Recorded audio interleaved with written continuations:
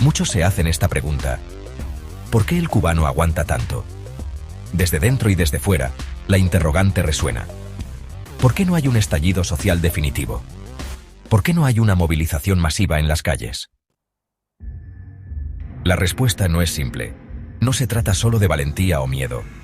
Es el resultado de 66 años de un proceso sistemático de destrucción del protagonismo de la sociedad civil. Para entenderlo, debemos mirar hacia atrás y comprender cómo la revolución desmanteló lentamente la capacidad del pueblo para decidir su propio destino. Antes de 1959, la sociedad cubana tenía conciencia de su derecho a intervenir en la vida política y social del país. Las organizaciones civiles, los sindicatos, los estudiantes y los ciudadanos sabían que podían y debían protestar, exigir, reclamar. La FEU, la Federación Estudiantil Universitaria, no solo existía como una estructura, sino que actuaba en defensa de los estudiantes, protestando cuando era necesario. Los sindicatos luchaban activamente contra los abusos laborales y eran una fuerza que equilibraba el poder del Estado y los empleadores. La oposición tenía un rol en la vida política y el voto era libre y directo. Cuando Batista dio un golpe de Estado, la sociedad civil no lo aceptó pasivamente. Se alzó en su contra porque comprendía que el poder no es un privilegio de los gobernantes, sino un derecho del pueblo. El proceso revolucionario comenzó con un deslumbramiento fanático hacia la figura de Fidel Castro. Con una narrativa de libertador mesiánico, hipnotizó a todo un pueblo, e incluso a muchos fuera de Cuba.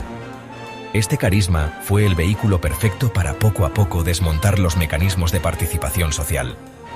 Paradójicamente, esos mismos mecanismos que Fidel utilizó para derrocar a Batista fueron eliminados por él mismo cuando llegó al poder. La revolución no eliminó directamente las instituciones de participación, pero las vació de contenido real y las transformó en instrumentos de control. La FEU dejó de ser un organismo independiente y se convirtió en un brazo del gobierno para vigilar a los estudiantes. Los sindicatos pasaron de defender al trabajador a garantizar su obediencia al Estado. Las elecciones se convirtieron en una farsa donde el pueblo vota, pero no elige. La oposición política fue eliminada, criminalizada y prohibida por la Constitución.